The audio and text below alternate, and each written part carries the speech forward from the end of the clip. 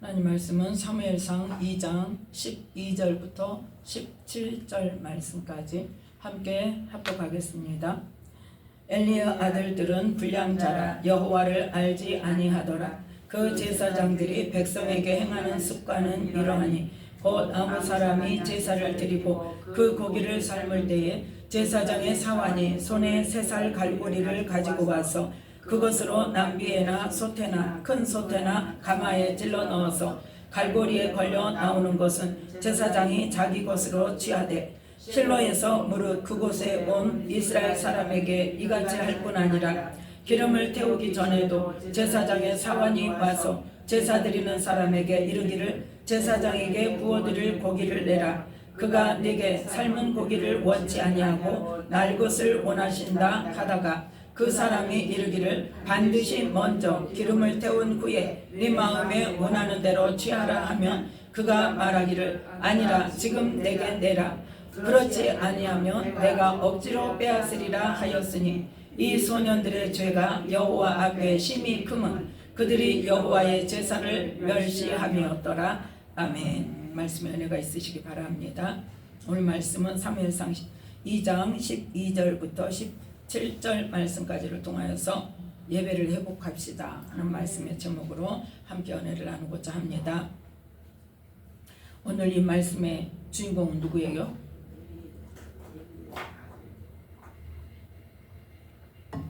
엘리의 아들들. 엘리의 아들들은 직분이 뭡니까? 제사장이죠. 제사장인데 사무엘상 4장 4절 말씀에 보면 4장 4절에 함께 읽습니다. 이에 백성이 실로에 보내어 그룹 사이에 계신 만군의 여호와의 언약궤를 거기서 가져왔고 엘리의 두 아들 홈니와 비느하스는 하나님의 언약궤와 함께 거기 있었더라. 아멘. 이름이 뭐였다? 홈니와 비느하스. 그 두 아들은 아버지가 제사장인 고로 구약의 제사장은 뭐예요? 아론의 후손들이 대대로 제사장직을 하는 것으로 하나님께서 정해 놓으셨죠. 그래서 합당하든지 안 하든지 제사장의 직분을 맡아서 제사장직을 수행을 하고 있어요. 그런데 이 엘리의 아들들은 뭐더라? 불량자라. 그런데 하나 더 붙여서 어떤 사람이더라? 여호와를 알지 아니하더라. 이 말씀에 우리는 잘 생각을 해봐야 돼요. 알지 못하더라도 아니고 알지 아니하더라. 그건 뭐예요? 알려고 하지도 않았다는 거예요. 알려고 하지도 않았어. 여호와를 알려고 하지도 않았어. 그러니까 한마디로 말해서 누구 마음대로? 자기 마음대로 하나님을 섬긴다는 거예요.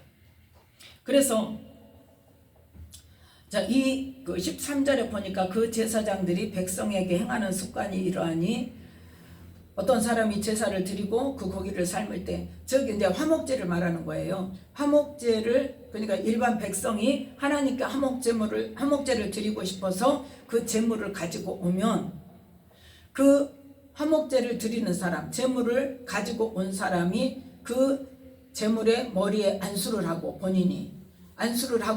본인이 잡아요. 그 짐승을. 그 짐승을 잡아서 먼저 뭐를 하고 피를 다 빼서 받아서 양푼에 담아서 그걸 누구한테? 제사장에게 주면 제사장은 그 피를 받아서 뿌리기만 해요. 화목제는 그렇다는 이야기예요. 그래서 제사장이 먼저 피를 받아서 그 제단에다가 뿌리고 그 다음에는 무슨 일을 하냐? 그 짐승을 제물을 잡는 사람이 피를 싹 뺐잖아요. 그 다음에 각을 뜨고 그 다음에 내장 속에 있는 기름을 다 빼고 두 콩팥하고 기름을 가지고 불에 태워야 되기 때문에 또 제사장을 주지요. 자, 이 내용이 어디에 있냐? 레위기 3장.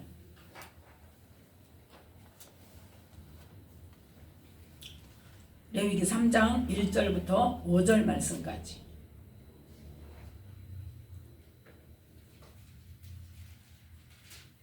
레위기 3장 1절부터 5절 말씀까지입니다.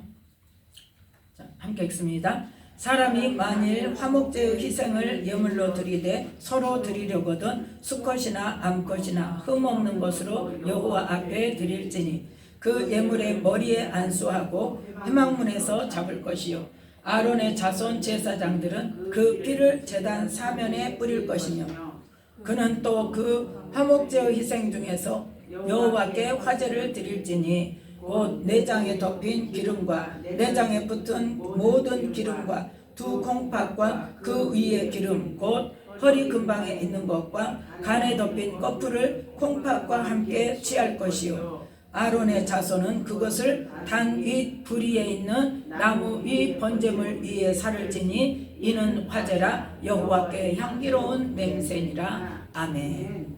이렇게 지금 하나님께 드릴 것을 드리는 거예요. 그래서 가장 먼저 무엇으로?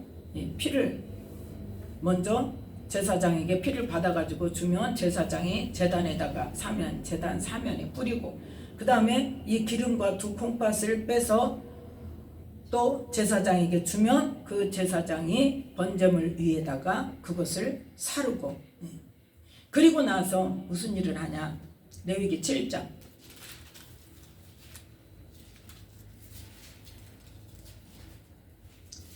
레위기 7장 28절부터 34절 말씀까지 28절부터 함께 읽습니다.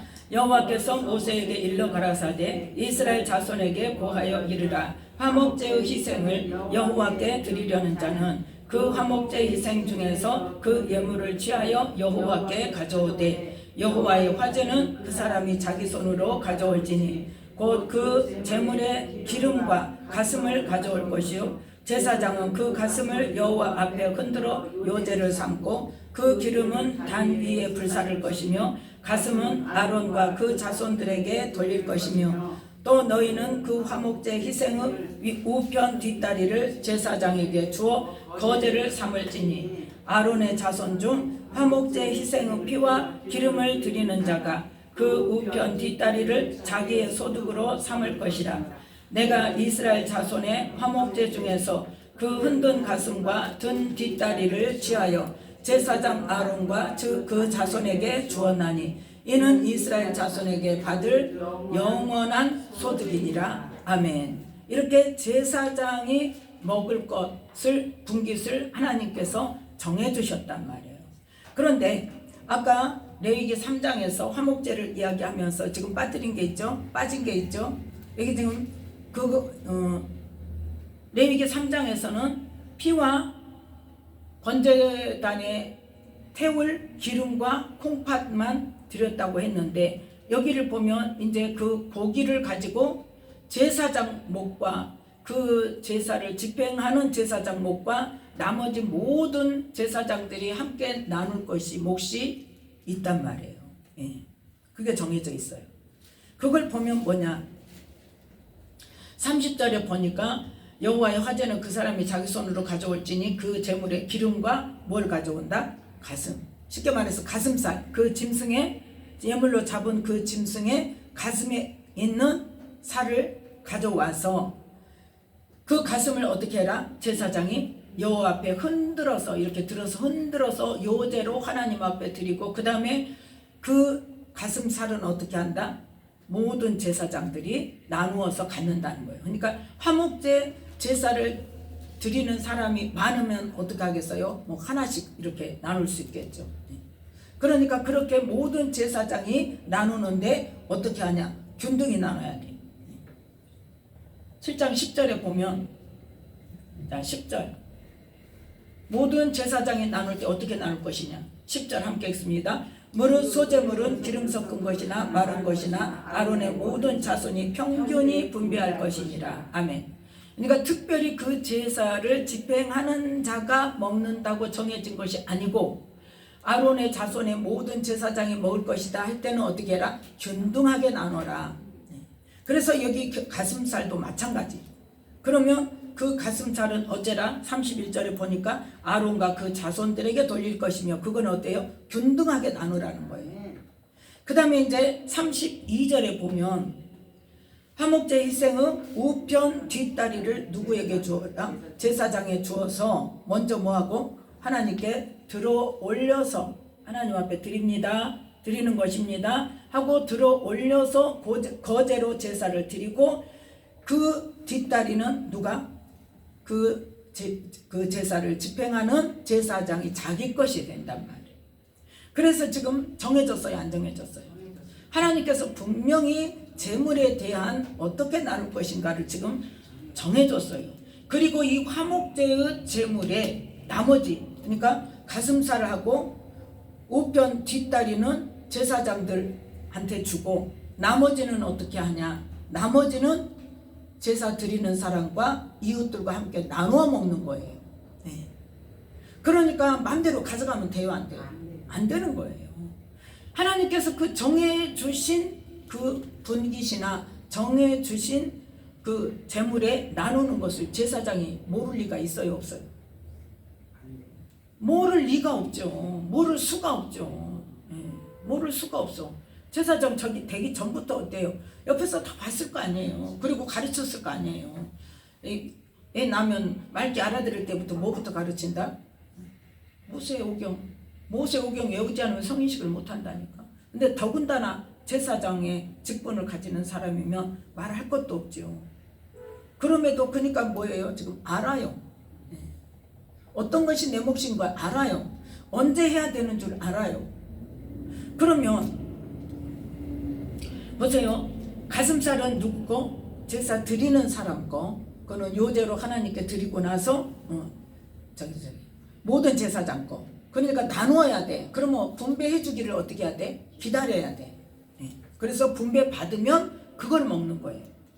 그런데 이제 우편 뒷다리는 어떻게 해야 돼? 거제로 올려드리고 제사 드리는 집행하는 제사장 거가 되는 거예요. 그거는 이제 넘보면 안 되는 거죠. 그 나머지 거는 누가 먹어야 돼요? 제사 드리는 사람과 그 이웃들이 나눠 먹게 줘야 돼요.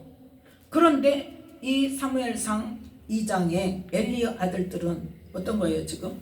상관없는 거예요. 어떤 고기가 됐든 그러니까 정해졌잖아요. 가슴살은 전부 같이 나눠 먹는다. 제사장들이. 그리고 우편 뒷다리는 누구? 제사 집행하는 제사장이 가져간다. 나머지는 누가 먹어야 된다? 제사 드리는 사람과 또 이웃들이 함께 나눠 먹어야 된다. 정해졌단 말이에요. 그런데 지금 어떻게 하고 있어요? 사무엘상 2장 13절에 보니까 어때요? 어떤 사람이 제사를 드리고 그 고기를 이제 삶을 때 다 같이 이제 삶을 거 아니에요. 삶을 때 어떻게 한다? 그 고기를 자기 할당된 것을 받는 게 아니라 제사장의 사환이, 이 홈리와 비느하스의 사환이 와가지고 갈고리를 갖고 와가지고 어디든지 지 마음에 드는 거 찔러가지고 뭐 하는 거? 갈고리에 걸려 나오는 거. 그거는 무조건 가져가 버리는 거예요. 또 제사 드리고 나서 이렇게 하는 것도 자기 마음대로 가져가는 게 안 되는 일인데 거기다 한술 더 떠서 어떤 일이 일어나요? 기름을 태우기 전에도 15절에 보니까 기름을 태우기 전이라는 건 뭐예요? 하나님께 아직 제사를 안 드렸어. 짐승만 잡았어요 지금. 짐승만 잡고 거제로 드릴 거 또 요제로 드릴 거 지금 이제 나눠. 그러면서 나머지는 이제 어떻게 할 거예요? 이제 삶을 거예요. 그런데 그러기도 전에 와가지고 기름을 태우기 전이라는 건 뭐예요? 아직 나누기도 전에 고기 내놔라 이거. 고기 내놔라. 삶은 거 안 드신다. 생고기 내놔라. 부어 드실 거다. 그러니까 제사 드리는 사람이 뭐라 그래? 아유 하나님께 이 기름 먼저 드리고 그 다음에 하세요. 일반 백성이. 그러는데 이 제사장은 어떻게? 빨리 지금 안 내놓으면 내가 뺏어갈 거야. 하나님께 드리는 것이 먼저 드려져야 되고 그 드릴 때에 어떤 마음으로? 정성을 다하여서. 정성을 다하여서. 지금으로 말하면 어때요? 신령과 진정으로 하나님께 온 마음을 다해서 예배를 드리고 그 다음에 뭐를 해야 되는데 지금 예배 드리는 것에 대해서 하나님께 제사하는 것이 뭐 우선이요? 자기 먹는 게 우선이요? 자기 먹는 게 우선이요? 그래가지고 이 소년들의 죄가 여호와 앞에 심히 큰데 그 죄가 뭐냐? 하나님의 제사를 멸시한 거였다. 하나님께 드리는 것에 대해서 존중함이 없고 경외함이 없고 누가 돼가지고 제사장이 돼가지고 백성만도 못해. 일반 백성만도 못해. 일반 백성은 하나님께 드릴 거 먼저 드리고 그 다음에 하세요 그러는데 제사장이 돼가지고 필요 없어. 무조건 내놔. 먼저 내놔. 삶기 전에 내놔. 그렇게 해서 하나님께 드리는 제사를 제사법도 무시하고 하나님 말씀도 무시하고 하나님의 성전에서 제사 드리는 그 상황에서 그러면 누구도 모든 무시했다는 거야. 하나님의 면전에서 하나님을 무시한 거예요. 내가 먼저야. 내 입이 먼저야. 그래서 이 말씀을 보면서 이 땅을 향하시는 하나님의 마음이 지금 현재 시대의 이 나라의 교회들을 보면서 마음이 어떠하실까요? 지금 어떤 게 보여져요? 교회에서 어떤 일이 일어나고 있어요? 가장 먼저 지금 두드러지게 나타나는 거. 모이기를 배하는 거. 수요 예배 없는 데 많습니다. 금요 예배 없는 데 많습니다. 주일 오후 예배도 안 드린 데 많아요. 언제를 기점으로? 코로나를 기점으로 더 확실하게. 그 전에도 안 드리는 교회가 있었겠죠. 그래서 가장 지금 먼저 두드러지게 나타나는 것이 뭐다? 모이기를 피하고 있다는 거지. 그리고 지금 뭘로 가? 다 예배 드리는 사람이 코로나를 기점으로 해가지고 집에서 예배 드리다 보니까 텔레비 틀어보니까 여기서도 설교 나오고 저기서 설교 나오고 내가 안 가도 막 순복음교회 목사님 설교가 나오고 어디 뭐 유명한 목사님 설교가 나오고 그러니까 어때? 우리 교회 시시해 이제. 나는 하나님만 섬기면 돼. 예배만 드리면 돼. 근데 처음에는 다 옷도 갖춰 입고 참 단정히 앉아서 예배를 드리겠죠. 그게 계속 되다 보면 어떻게 해요 이제? 흐트러지는 거예요.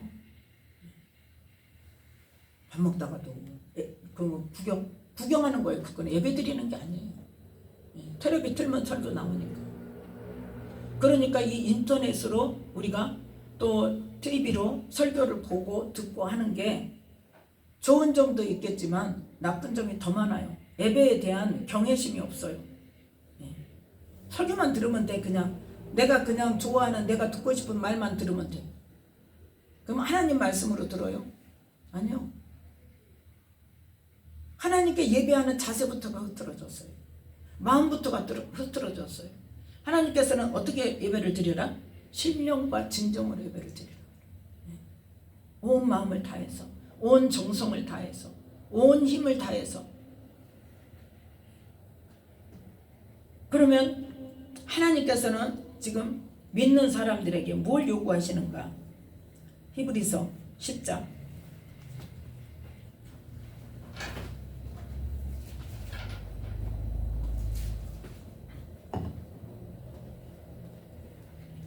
히브리서 10장 23절부터 25절 말씀까지.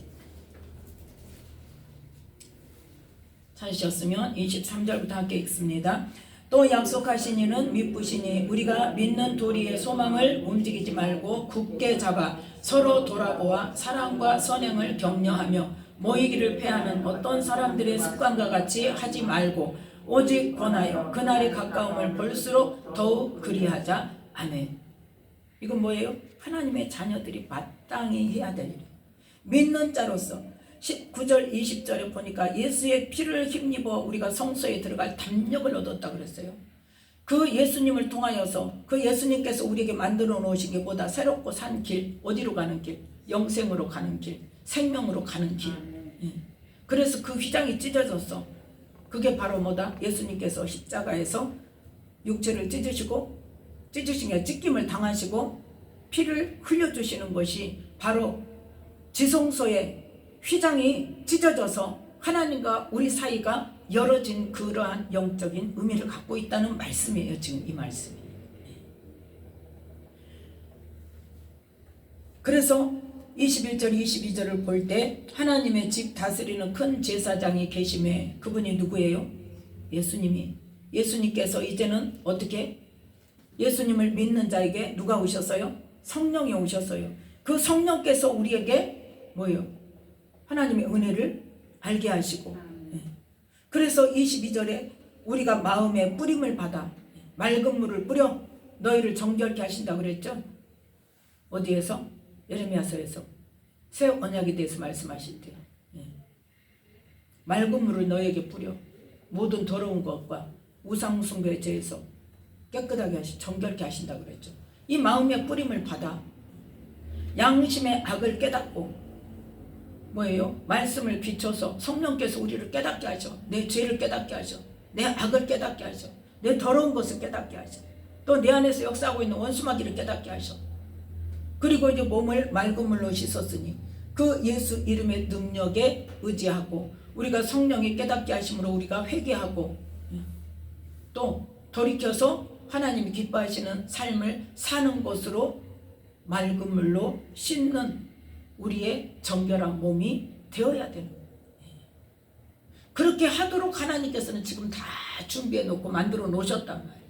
우리는 뭐만 하면 돼요? 거기에 따라가기만 하면 돼요.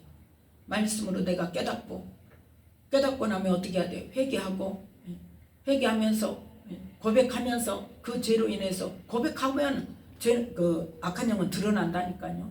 드러나면 어떻게 해야 돼? 그러면 회개만 하면 고백만 하면 악한 영이 그냥 떠나가냐? 안 떠나가요. 어떻게든 뭉개고 있어. 다시 또 뭐 하려고? 다시 지종 삼으려고.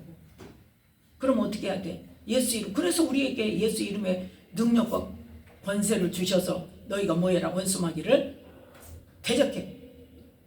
대적해라. 그래야면 저희가 피하리라. 떠나간단 말이에요. 떠나가는 건 하면 말씀으로 이제 깨닫는 이제 정말 하나님께서 원하시는 그 삶으로 내가 살아야 돼. 그러면 그것을 알고 하나님께서 원하시는 것이 무엇인가를 알고 하나님께서 원하시는 그 삶을 살고 있으면 원수마귀가 다시 와서 내 생각으로 건드리고 들어오려고 한다고 할지라도 그때는 뭐 할 힘이 있어? 분별할 힘이 있잖아요. 그리고 우리가 늘 무슨 기도를 해야 된다? 하나님 영들을 분별할 수 있는 은혜를 주세요. 그 능력을 주세요. 그 기도를 그래서 늘 해야 돼요. 그럴 때 내가 이건 하나님의 속성이 아니다. 이건 하나님이 이렇게 하실 리가 없다. 그렇게 생각해서 쫓아낼 수도 있지만 그리고 내가 예전에 마귀에게 속아서 그 살았던 것들 이거는 내가 죄로 깨달았지. 이거는 내가 안 하기로 했지.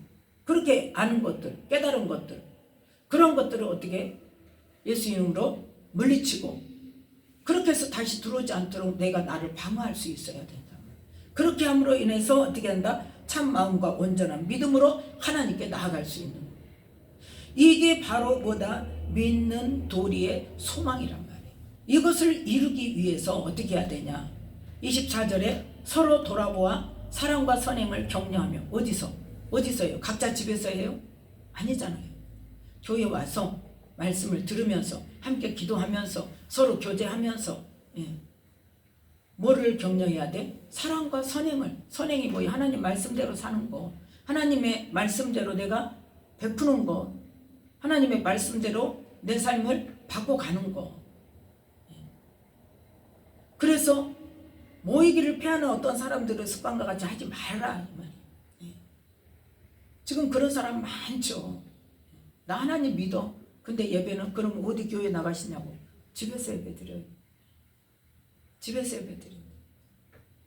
일반 성도도 그런 사람도 많지만 전도사도 그런 사람. 언제 전도사님 한 분이 누가 같이 왔어요. 그래가지고 말씀도 많이 보고 어쩌고 한다고 그래. 그래서 그래요? 그러면 어느 교회 섬기십니까? 그랬더니 우리 집에서 예배 드린대. 뭔데? 전도사인데. 하나님이 집에서 혼자 예배 드리라고 했어요. 모여서 함께 교회에서 함께 모여서 예배 드리고 함께 모여서 기도하고 성령을 받을 때도 어떻게 하라고 그랬어요? 예루살렘 떠나지 말고 언제까지? 성령이 권능이 임할 때까지. 그래서 그 권능을 받고 그 다음에 나를 깨끗하게 하고 깨끗한 그릇이 되어서 하나님께서 쓰실 만한 거룩하고 선한 일에 예비함이 되었을 때 하나님의 뜻에 합당한 일로 쓰임받아야 된단 말이에요. 그래야 하나님 앞에 쓰임받고 주의 일을 한다고 해놓고 주님 앞에 섰을 때 주님이 나를 안다고요? 모른다고? 안다고 하신단 말이에요. 그런데 그런 거 상관없이 그냥 나 혼자 독단적으로 하나님 일을 한다고 자기 안에 하나도 죄가 뭔지도 모르고 깨닫지도 못하고 버려야 될 거 버리지도 못하고 마귀의 종로로 다던 그대로 옛사람 그대로 은사만 나타난다고 능력만 나타난다고 가서 하나님 일한다고 하니까 누구 마음대로 하게 되는 거예요. 사단이 시키는 거예요.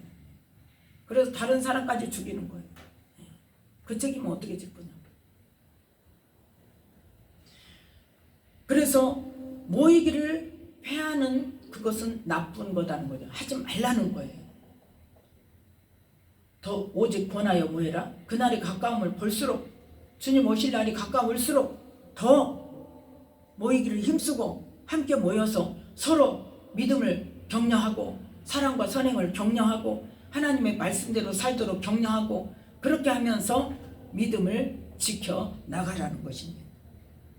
그래서 교회에 모여서 예배와 기도를 통해서 서로 믿음을 세워갈 수 있도록 해야 된다는 거예요. 더군다나 마지막 때는 누가 성해? 사단이 성해요. 마귀가 성해요. 예. 그러면 그러한 것들을 영적으로 앞선 사람들이 그런 것들을 이야기해주고 충고해주고 도와주고 함께 기도하면서 헤쳐나가고 이러한 일들을 해야 된단 말이에요. 그런데 나보다 영적으로 더 앞서지 못한 더 낮은 단계에 있는 사람들하고 어울리는 때는 좋죠. 재밌죠. 왜? 아직 그 사람들은 세상에서 벗어나지 못했으니까 세상 것으로 즐거움을 느끼고 쾌락을 느끼고 그런데 그게 오래 갑니까? 해결이 됩니까? 영적으로 더 갈급해져요. 그러면 우리가 버려야 될 것은 빨리빨리 버려야 돼요. 주님 언제 오실지 몰라요. 하나님께서는 우리가 예배할 때 임하십니다. 함께 모여서 그래서 숫자가 많이 모여서 그 강구하는 사람이 많을 때 더 성령께서 강하게 역사하셔요. 물론 나 혼자 있을 내 안에 계세요. 성령님께서. 그런데 내가 열려진 만큼 내가 지금 할 수 있는 만큼 그 길을 더 넘어서는 게 힘들어요. 그래서 우리가 기쁨의 교회도 가는 거고 가라고 하는 거고 그러는 거예요. 다르잖아요. 기름 부음이. 뭐 성령이 다르진 않죠. 같은 한 성령인데 그만큼 많은 사람이 모여서 그만큼 많은 사람들이 그 성령의 능력을 받고 성령이 임하시기를 간구하는 그 기도들이 있기 때문에 더 강하게 역사하신단 말이에요. 거기에 모한 사람도 두세 사람이 모인 곳에서도 하나님께서 함께 하신다고 그랬어요. 주님이. 마태복음 18장. 마태복음 18장 20절 말씀.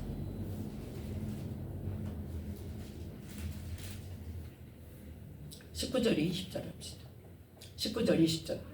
마태복음 18장 19절 20절 함께 읽습니다. 진실로 다시 너희에게 이르노니 너희 중에 두 사람이 땅에서 합심하여 무엇이든지 구하면 하늘에 계신 내 아버지께서 저희를 위하여 이루게 하시리라. 두세 사람이 내 이름으로 모인 곳에는 나도 그들 중에 있느니라. 아멘. 한마디로 말해서 그럼 숫자가 적으면 성령이 안 임하시냐? 그건 아니라는 거예요. 네. 두세 사람이 모여도 뭐하면 합심해서 마음이 하나 되어져서 하나님을 전심으로 구하고 예배할 때 신령과 진정으로 예배하는 그러한 주님을 갈망하는 그곳에는 두세 사람만 있어도 두 사람만 있어도 성령께서 임하신다. 네. 그래서 우리는 교회에서 이루어져야 하는 일들 그 일들을 통해서 예배하면서 예배하는 가운데 임하시는 성령님의 역사하심을 통해서 또 함께 기도할 때 역사하시는 하나님의 은혜를 힘입어서 어떤 삶으로 디모데전서 4장 5절 말씀.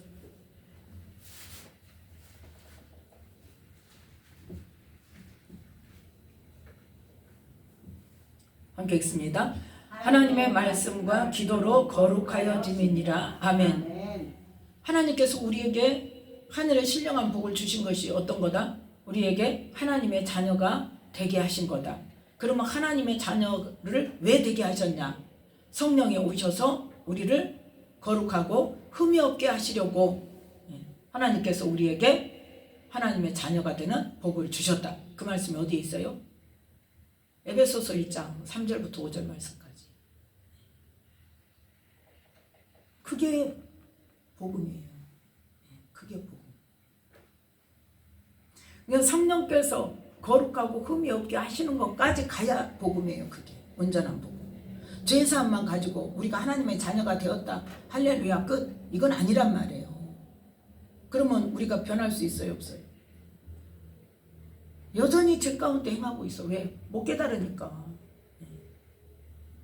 그래서 성령님께서 우리 안에 오셔야 되기 때문에 예수님께서 죄값을 치르신 거고, 그 예수님의 죄값을 치르신 십자가 사건으로 인해서 우리의 죄가 다 없어진 게 아니라니까요. 여전히 우리는 죄 가운데 있고 죄를 짓고 있고 죄인지도 모르고 있고, 그걸 가르쳐 주시고 그걸 고쳐라고 성령님이 우리 안에 오셨단 말이에요.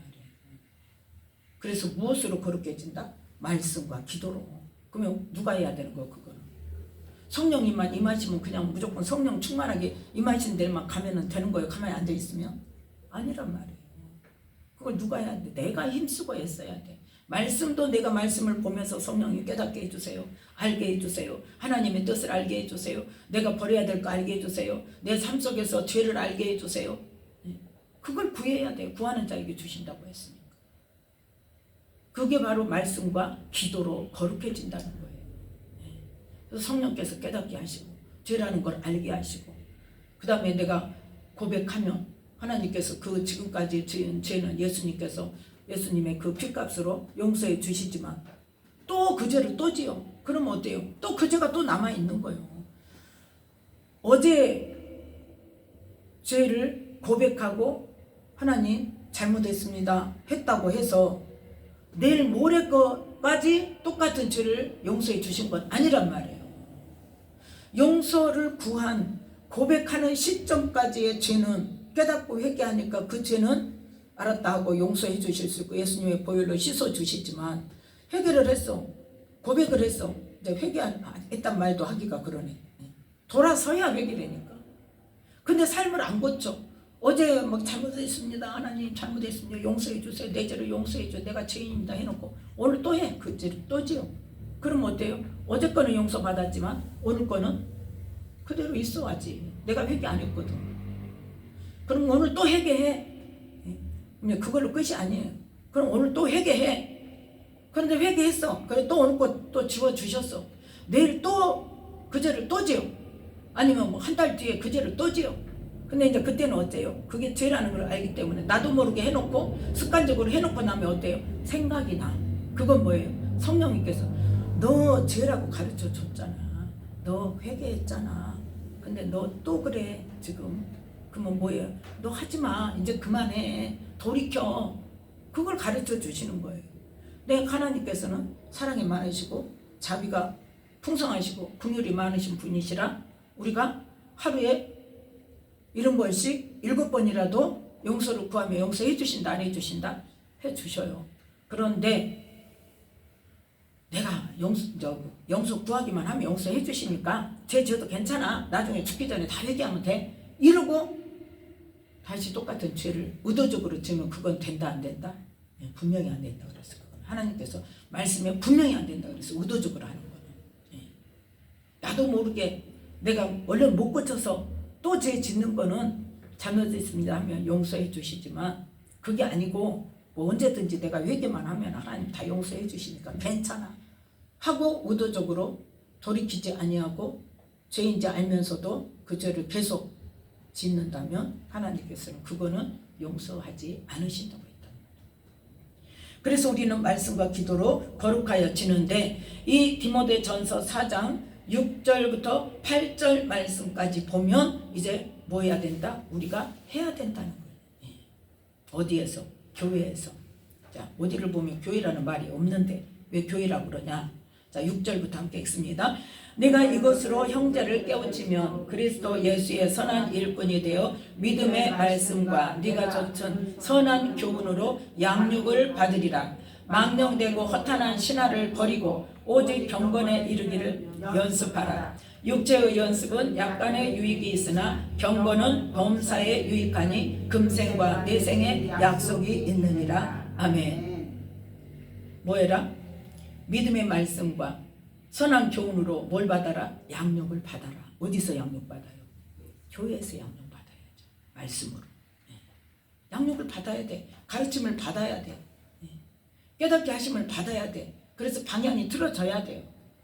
방향이 세상으로 향하던 방향에서 이제는 하나님을 향한, 영생을 향한 방향으로, 영혼의 구원을 위한 방향으로 돌아서야 돼. 뭘 통해서? 말씀을 통해서. 그거를 어디서 할 수 있어? 교회에서 할 수 있단 말이에요. 어디 가서 할 수 있어요? 혼자 앉아서 말씀 본다고 그게 됩니까? 내 수준에서 못 벗어나요. 혼자 앉아서 하면. 내 생각 안에 갇혀요. 그래서 내가 복음이 되는 거예요. 그래서 그런데 내 마음대로 하는 거예요. 말씀이 있어도 소용없어. 내 마음대로 해. 그리고 뭐가 필요하다? 이제는 원수마귀의 종노릇했던 옛사람을 벗어버리고, 그게 뭐예요? 망령되고 허탄한 신화를 버리고, 그거예요. 뭐해라? 경건에 이르기를 연습해라. 거룩한 삶으로 나갈 수 있도록 연습해라. 그거는 뭐예요? 교회에서 서로 부딪히면서, 서로 이야기하면서, 교제하면서, 또 서로 봉사하면서, 기도하면서, 예배드리면서, 뭐예요? 서로 도와주면서 그걸 연습할 수 있는 기회가 된단 말이에요. 성도들과 불화가 언제 일어나? 일하다가.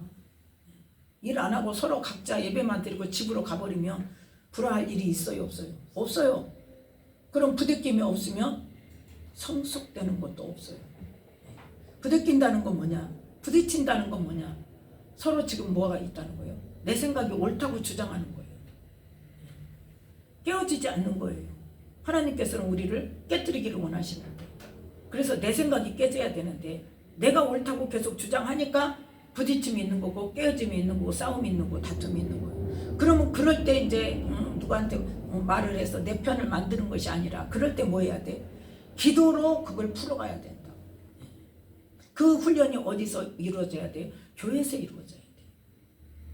그래서 이 경건에 이르는 연습을 반드시 해야 된다는 거예요.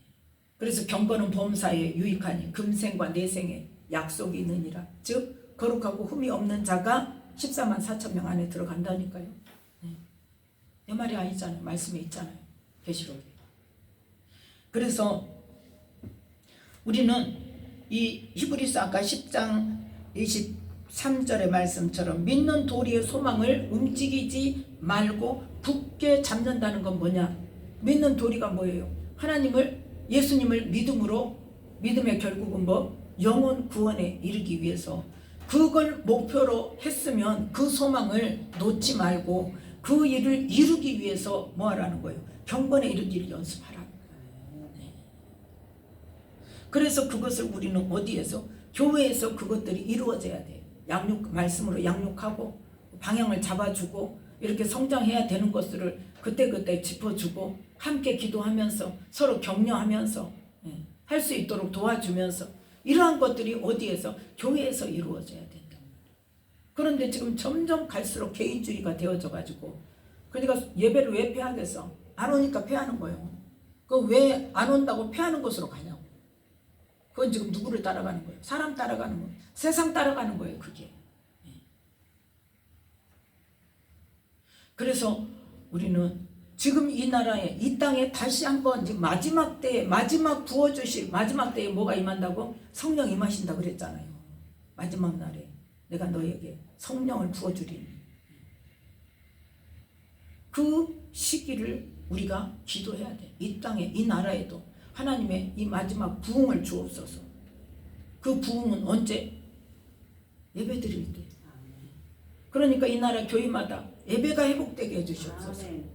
예배가 회복되게 해주셔서 모이는데 힘쓰는 교회들이 되게 하시고, 모여서 함께 모여서 말씀과 기도로 거룩함을 향하여서 나아갈 수 있도록, 또 신령과 진정으로 예배하는 교회들이 될 수 있도록, 성령께서 역사하시는 교회, 하나님의 말씀이 살아서 역사하시는 교회, 이러한 교회의 예배들이 되게 해달라고 이 시간 기도해야 된다.